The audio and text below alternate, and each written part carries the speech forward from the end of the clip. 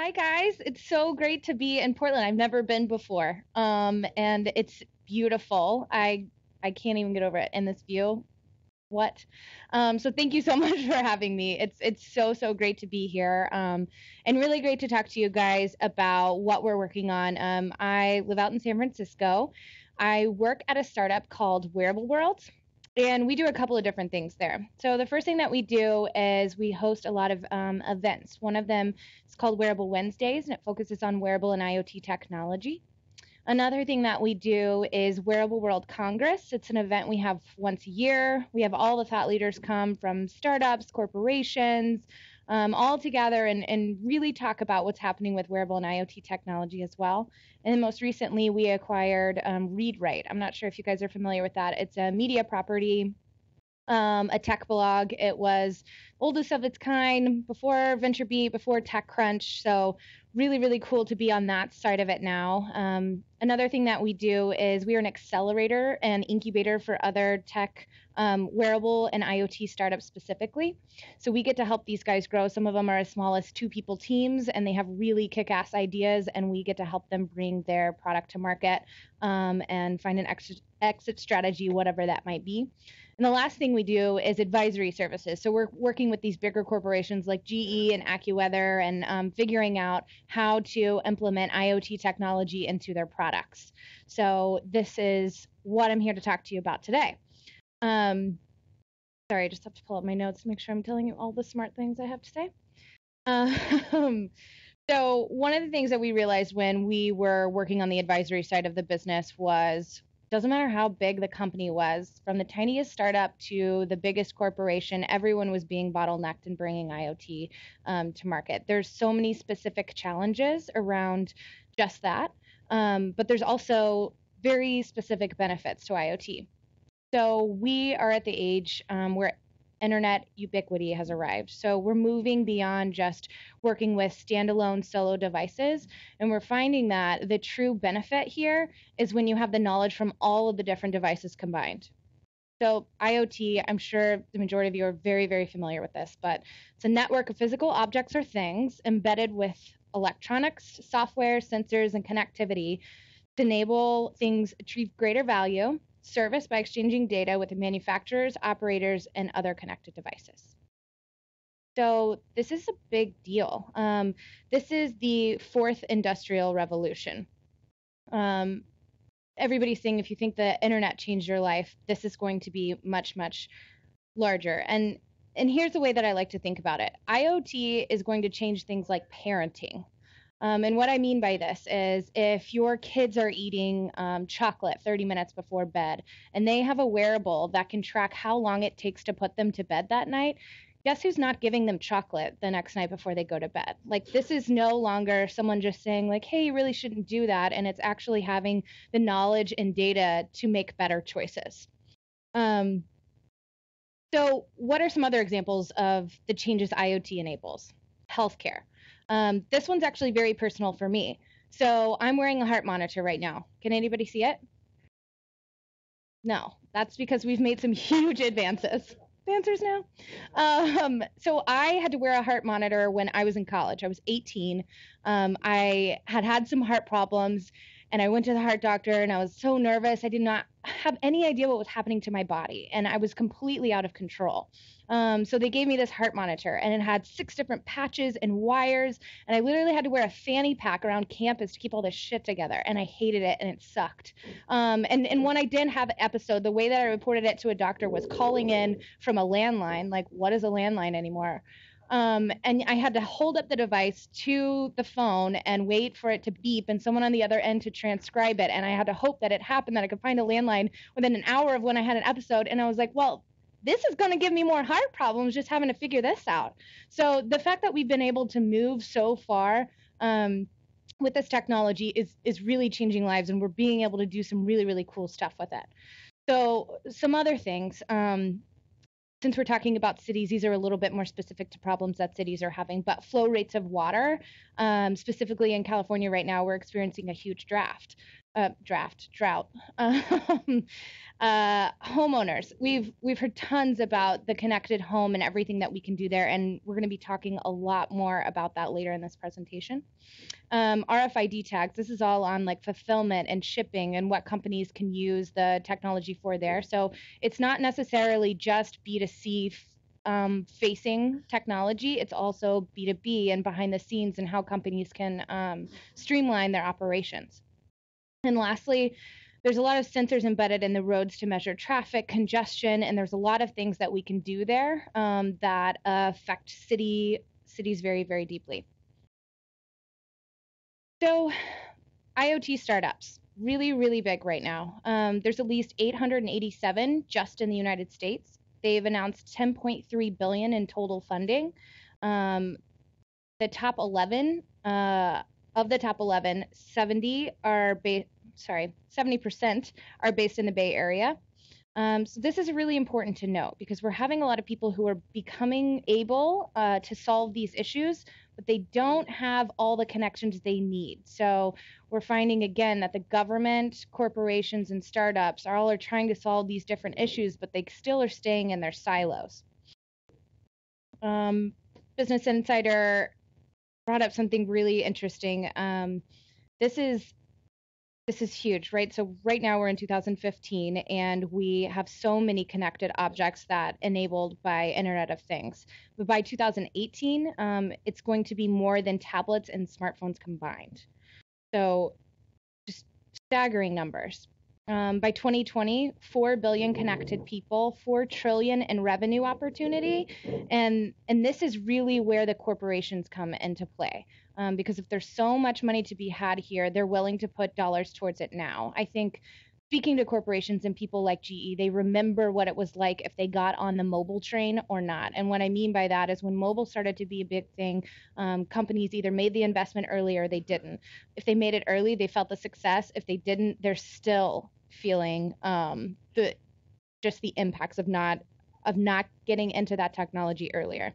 And the reason being is because it affects customer experience so closely, and that's how our generation is making buying decisions.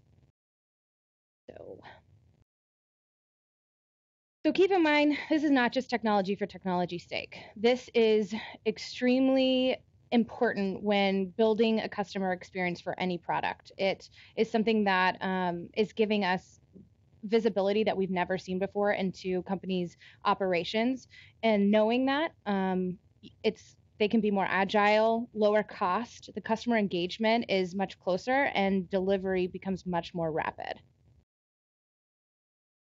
So the really important thing to keep in mind here is it's not the embedded device by itself that's the game changer. Probably everyone in this room right now has a device, whether they know it or not, that has IoT technology embedded in it. But the reason that it is so impactful is because all of the knowledge from everybody based in this room that IoT tracking device is gathering, that's where you get something. So right now we're at data. We're getting all this data. Everyone's talking about data. What do we do with this data?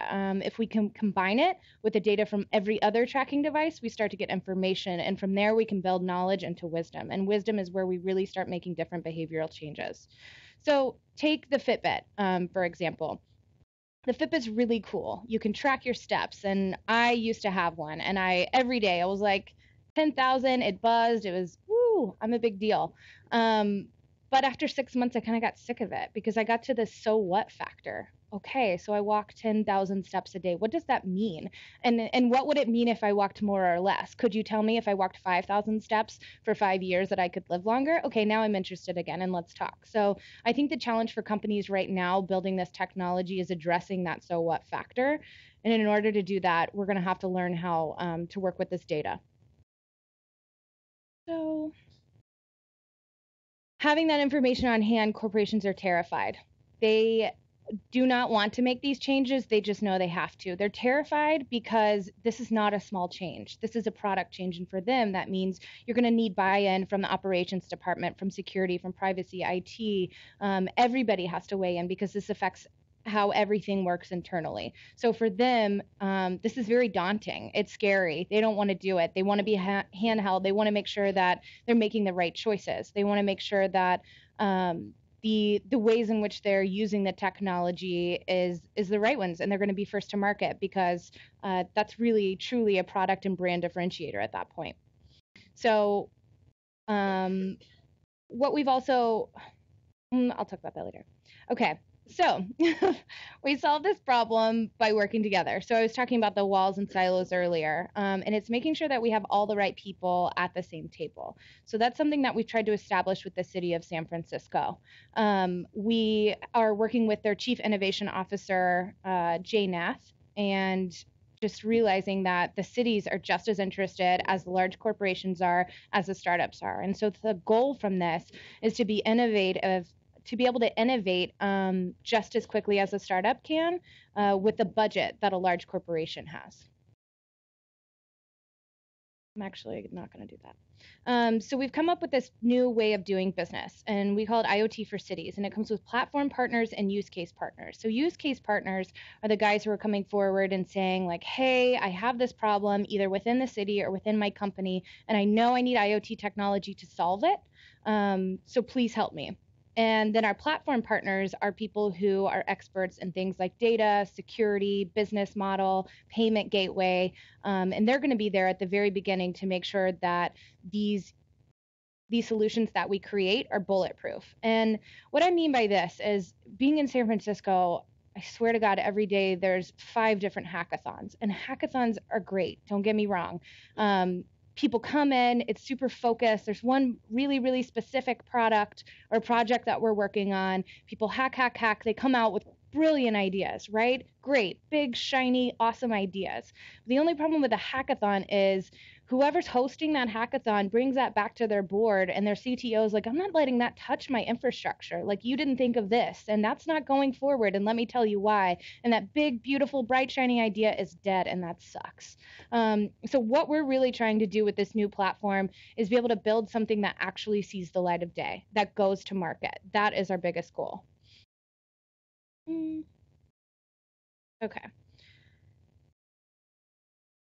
So like I said, we're currently testing this platform with the city of San Francisco. We've also got 3 big players right now that are part of the partnership, and they've been so fantastic. So 3 of our use case partners are GE, View, and AccuWeather.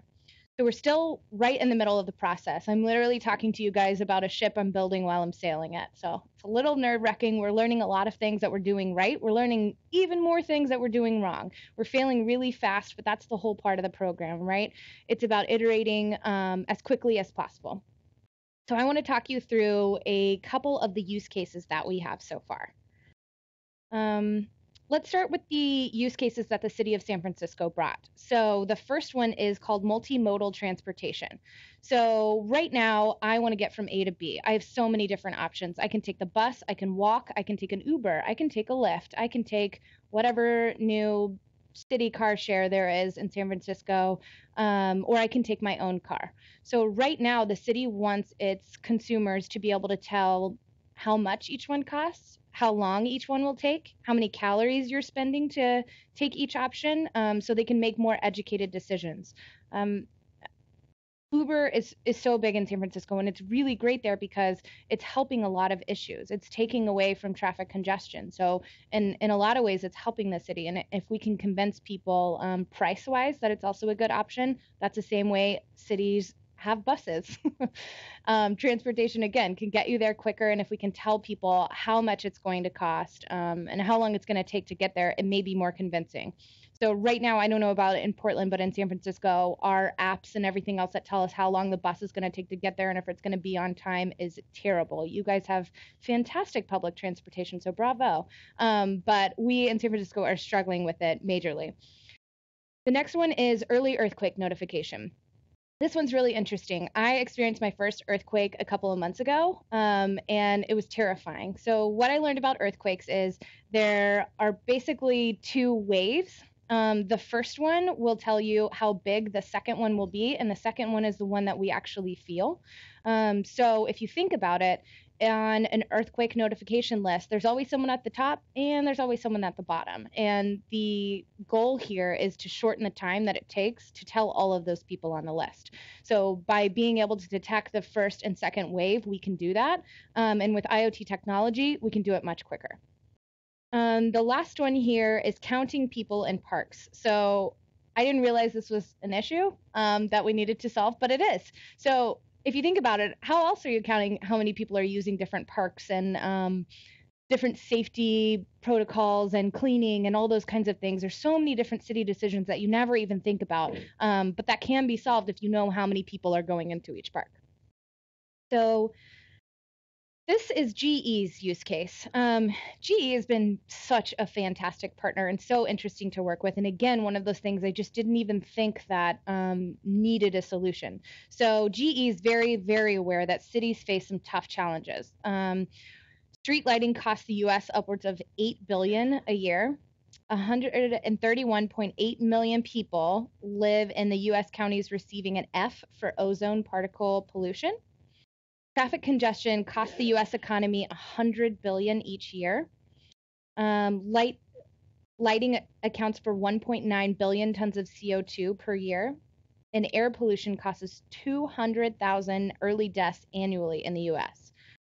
These statistics were alarming to me. And I'm going to skip that slide. So the way that GE plays into this is they do lighting, right? They want to change lighting across cities to be LED. Incredible. Saves energy, reduces maintenance needs. Awesome. But GE took it a step further. What else could light poles be? How else could they help the city? They saw a ton of different opportunities. Anything from having a sensor that measures audio, motion, vibration, environment, ambient light, video even. So they have tasked us with finding startups that can do really, really interesting solutions for them. The one that we are recommending is one that actually came from our accelerator, which is really exciting. They're called ZOA. It's TZOA. They're environmental pollution sensor. Okay, so they'll live on the lighting and be able to give information not only to the city of San Francisco, but to all of the residents through their own apps. So it helps them from a brand perspective, but it also helps the city and the residents there. So we're still sourcing other startups for them as well, and they're going to move forward with a couple of different use cases, but deep in the process with these guys right now. So the next company we're working with is called View. Anybody familiar with the company View? No? Okay, so they do windows. They're doing smart windows. I did not know this existed, but it's really cool. So they do anything from being able to detect the temperature and how much sunlight you're getting, because sunlight has proven to improve well-being, increase productivity, and promote healing. Very San Francisco of us. And 59% of window areas are covered by blinds or shades. So this is becoming a huge issue, especially for people in San Francisco who work all the time. I'm sure you guys do as well. But different companies can start to promote based on window and sunlight health, actually. So here's a couple of different examples of what they said that they might be interested with us. Being able to walk into a room and the glass settings adjust based on your preferences. So this could be anything from temperature to I would like some more sunlight to that's going to be a beautiful sunset. I would like to see that more clearly. It's also great with conditioning of going to and from and traveling. And so, okay, it's Labor Day weekend. We're going to go to Tahoe for the weekend, and being able to control the windows, temperatures, lighting from an app, from your phone, going on weekend mode, or coming back to the office and having everything ready to go. So much like the Nest, but for Windows. And finally, your home. So you'd be able to, if you have the exact same windows at your home as the office, be able to control everything. And again, just have it ready exactly like you like it to your preferences when you arrive. So for these guys, one of the startups that we're recommending is called Ninja Blocks, and they have some geo-tracking capabilities that are very interesting. So again, being able to sense that you're just in the room and not having to tell anything, it's just completely automated. The city's actually very interested in this as well because we're constantly building new buildings. And so they want to be able to, again, their goal is to be the IoT capital of the world. So this just furthers that notion. The final one here is so interesting to me. It's for AccuWeather. So AccuWeather was interested in what weather correlates with. From that, they meant, does weather correlate with the crime rate? Can we tell which cities sleep the best? Can we tell what people working out, based on what city they live in, how well do they work out? So what can we correlate with weather? Weather is ubiquitous. Okay, so here's some of the opportunities. So it's raining and they can notify you if a meeting's being changed. Again, the thermostat opportunity, a lot of people are trying to see how well that they can work with Nest. So confirming a temperature before you get there. This one's cool too. So there's supposed to be correlation between asthma, migraines, and there's one more thing, but definitely some health issues that it can track and update you of, so you can prepare yourself before it starts happening. Again, another cancellation for a soccer practice. And then also a reminder to make sure that your windows are closed at home if it's supposed to rain. So we are pairing them with another one of our startups from our accelerator called Strap. Strap is a data aggregator, and so it takes it from a ton of different fitness bands and aggregates it in one place and creates really, really smart information around that.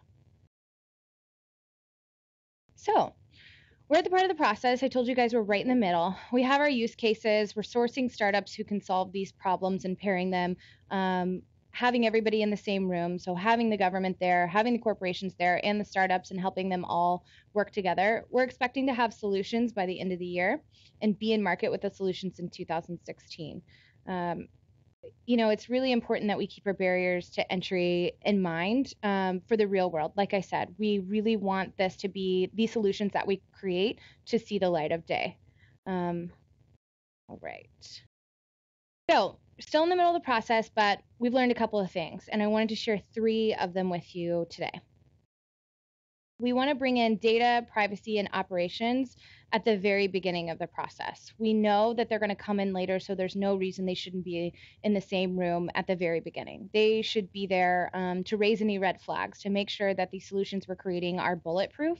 And we think it's really important to get their buy-in. Everybody knows when you're trying to sell something through, especially a large corporation, everybody fights a little harder when they feel like it's their idea. So having them in the room at the very beginning really, really combats that issue and makes them feel part of the team. The next one here is data responsibility versus data abstinence. So there's lots of entities that talk about this, and this is such a tricky subject because people feel very, very differently about it. In Europe, they don't mind if the government has their information, but if a corporation does, they're so pissed. In America, it's almost the exact opposite. So the way Wearable World likes to talk about it is the same way we like to talk about the birds and the bees.